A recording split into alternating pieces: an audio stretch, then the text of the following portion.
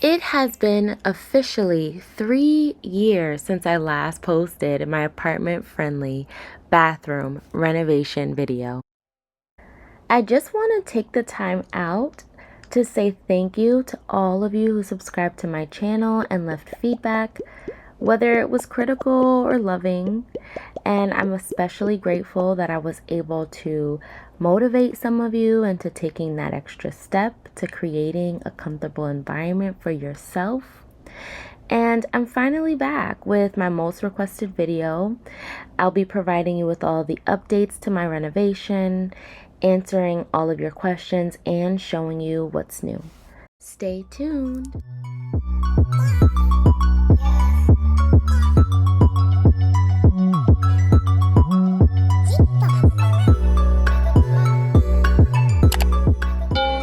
Majority of the renovations actually held up quite well after 3 years. There's only just a few things that I'd like to touch up and redo in this video. The paint in my sink and tub has worn quite a bit since I last spray painted it with Rustoleum tub and tile, and this time I plan to go back over it with that same paint but just in the bucket version. Some of the black caulk that I used to fill in the cracks of my adhesive tiles have worn, so I'd like to just go back in with another round of that. So the first upgrade is to refinish the sink and the tub using this tub and tile refinishing kit. I'm also going to be using a high quality sponge roller as well as some painter's tape just to keep everything nice and clean. So I received a lot of questions inquiring about the logistics behind upgrading a rental unit, and my advice to you is that you get the approval of your building management, landlord, or superintendent before you go ahead and make any of these upgrades to your apartment. The same way that I am willing to put in the hard work to make my environment livable to my standards, I am just as willing to put in that hard work to take down any of the upgrades that I am required to.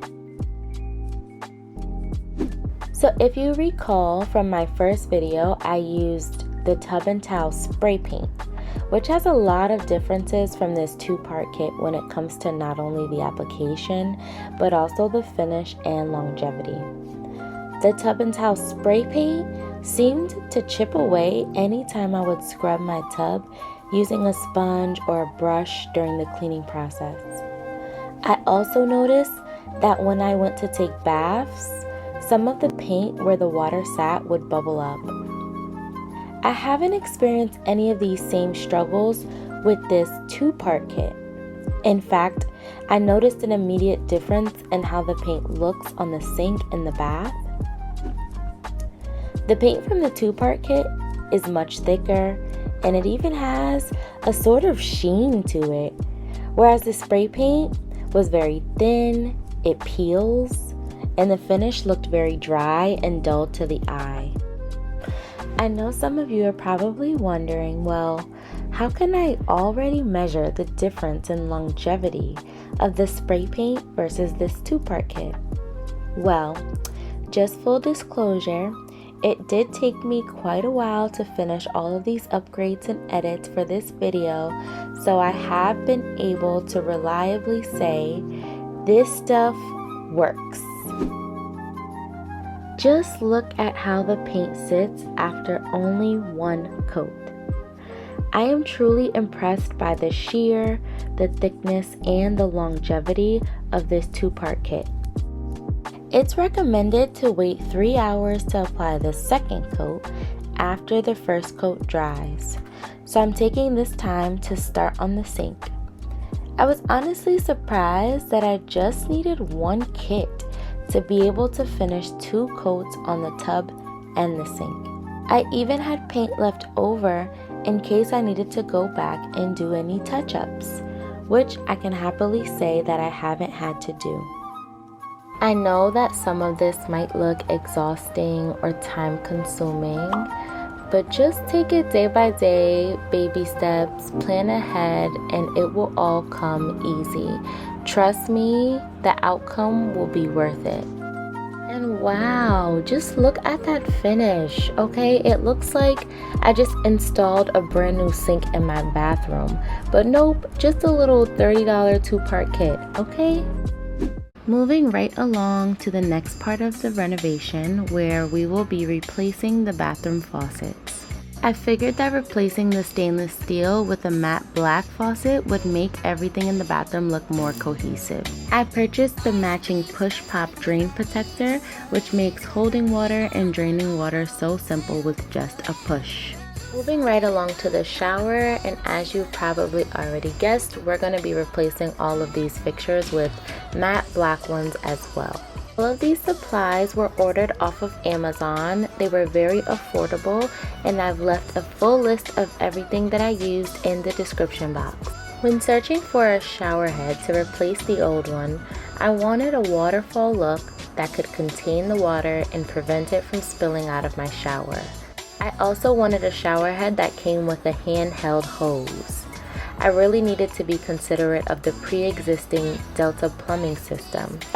I ended up finding this shower head kit that checked all of my boxes and even came with a faucet for just $100. I replaced the drain with one of these push-pop drains to match the one in the sink. And so far, you guys, I am loving it. It's the easiest way to stop the water flow when I want to take a bath. This is exactly the change that I needed for all under $300. So now I'm filling in the grout lines, and I'm preparing the grout lines with this painter's tape so that it can be as neat as possible. I gave everyone the impression that I was using grout to fill in the grout lines, but let me just let you guys know and correct my mistake now. I'm actually using black caulk to fill in these grout lines. And that's why I would consider this part of the renovation apartment friendly, just because caulk is much easier to lift up than grout is. And so when it comes time for my landlord to ask me to vacate the premises, I could go ahead and undo all of these things with much more ease. So some of you wanted to know how these tiles are holding up and if I have been seeing any lifting or any molding. And the good thing is that there hasn't been any lifting or molding, and that's really the purpose of the caulking, is to block out any of the air bubbles and prevent any air or moisture from getting behind the tiles. I gave the caulk about a day to dry before I started removing the painter's tape, and everything looks smooth and neat. In some areas it might not look as neat, and so what I would do is just take a razor blade like you see me doing in this clip and just shaving down some of the excess caulk.